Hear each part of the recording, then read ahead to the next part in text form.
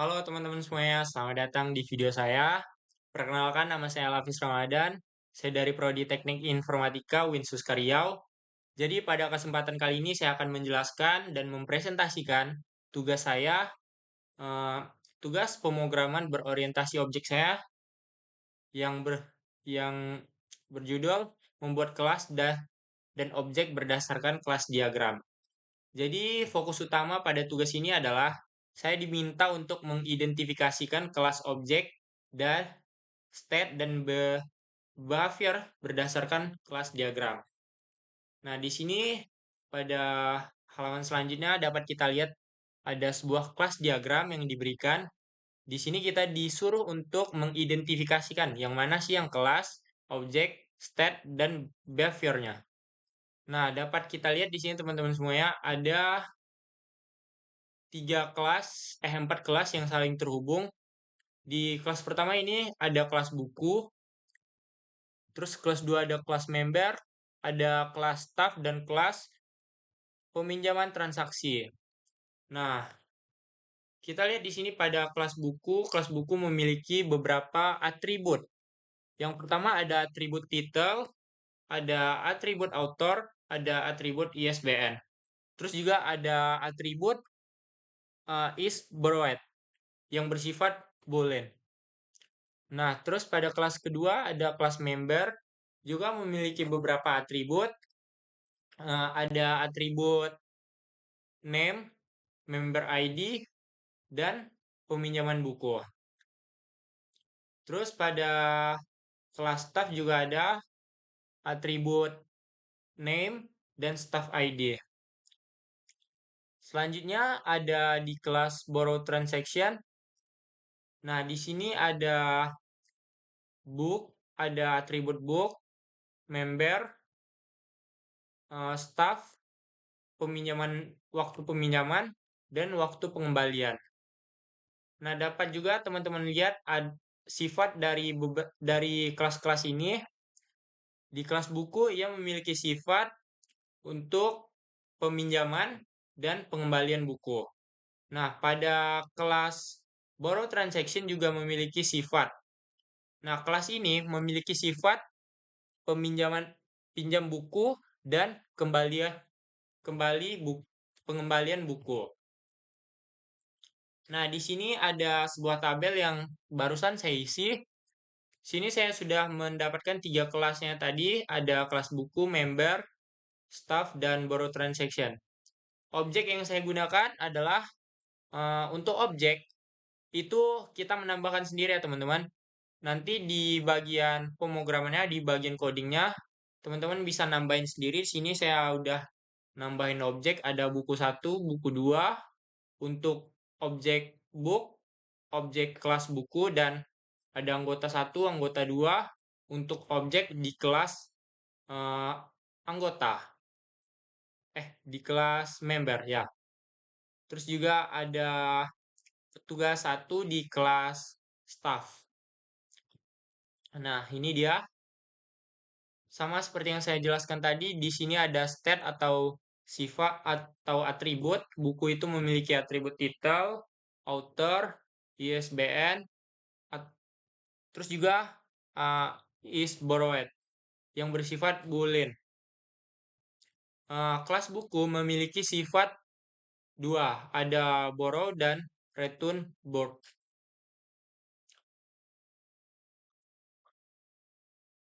Terus kelas yang memiliki sifat selanjutnya ada kelas pinjam, transaksi pinjam atau borrow transaction. Di sini ada borrow book dan return book. Nah, untuk objek itu teman-teman bisa menyesuaikan berapa banyaknya tergantung kebutuhan teman-teman pada programnya nanti ya. Nah, ini dia program yang udah saya buat. Mari kita coba di VSCode. Nah, untuk programnya seperti ini. Ini dia pembagian kelasnya. Ada kelas buku. Di sini kelas buku memiliki dua sifat atau dua sifat. Ada pinjam dan pengembalian buku. Sama seperti yang di sini tadi. kelas buku ada pinjam dan pengembalian buku. Selanjutnya pada kelas staff, sini kelas staff tidak memiliki sifat ya, namun dia memiliki atribut seperti nama dan staff ID. Ada juga kelas member. Kelas member memiliki beberapa atribut. Ada atribut nama dan member ID. Terus juga ada atribut pinjam buku yang nantinya akan menyimpan eh, list atau riwayat transaksinya si member atau si anggota nanti ya. Terus ada kelas borrow transaction. Dalam kelas ini ada beberapa, dapat teman-teman lihat ada beberapa atribut juga. Dalam kelas borrow transaction ada atribut buku, member, staff, dan ada juga di sini borrow date.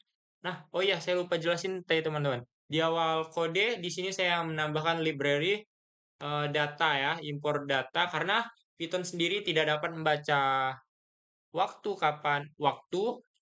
Jadi saya menambahkan ini library data supaya ketika nanti bentar kita clear dulu ya. Ketika nantinya program ini di running, maka dia dapat memunculkan waktunya. Nah, contohnya ini nih di atribut borrow transaction ya. Kita masukin datanya tadi. Terus juga ini buku, pengembalian buku. Nah, untuk objek ini sudah saya input. Nah, untuk transaksi nih teman-teman. Transaksi di sini eksekusinya ini dia. Bisa teman-teman atur misalnya teman-teman nih si buku satu nih mau dipinjam oleh si siapa nih anggota satu Ramadan. Nah, buku satu ingin dipinjam oleh anggota satu si Ramadan. Maka kita panggil nih transaksi satu manggil pinjam buku. Buku satu tugas satu. Maka kita print di sini tanggal pinjam buku. Lalu kita masukin tadi fungsi waktu tadi. Nih borrow date yang ada di atribut borrow transaction nih. Nah, nanti bakal muncul tuh waktunya. Terus juga di sini ada transaksi kedua. Kita masukin juga nih, misalnya buku 2 dipinjam oleh si Hafiz. Terus juga dilayani juga oleh tugas satu. Nah, kita coba running ya teman-teman. Nah, ini dapat teman-teman lihat untuk transaksi pertama. Ini transaksi satu. Sini muncul outputnya. Ramadan berhasil meminjam buku Laskar Pelangi. Tanggal pinjam ada di ini sesuai waktu sekarang ya. Karena tadi saya udah nambahin library waktu. Terus juga untuk transaksi kedua ada ini Hafiz berhasil meminjam buku Laut Bercerita. Tanggal pinjam. Nah, tanggal pinjamnya sesuai ini. Buku Laskar Pelangi dikembalikan. Nah, buku Laskar Pelangi dikembalikan. Ini pada transaksi 3 nih. Menggunakan sifat return book. Jadi, transaksi ketiga ini kita gunakan untuk mengembalikan buku. Sebenarnya bebas sih kalau nih kita contohnya langsung nih. Misalnya kita mau pinjam buku lagi, tapi objek buku kita cuma ada dua, gimana ya? Yang bakal terjadi? Kita buat, coba misalnya transaksi 3 borrow book buku 1 buku 1. Nah, coba ya. Sesuai nggak nih? Oh iya, kita masukin ini dulu waktunya. Print F tanggal peminjaman. Nah, masukin transaksi 3 di borrow Date. Bu. Eh, tapi. Transaksi 3 bisa. Wah, nah, coba kita run. Nah, ini dia transaksinya bakal gagal karena sistem udah membaca. Tadinya buku udah dipinjam di transaksi pertama. Oke, segitu dulu video dan presentasi dari saya. Mohon maaf apabila ada kekurangan. Saya akhiri dengan Assalamualaikum warahmatullahi wabarakatuh.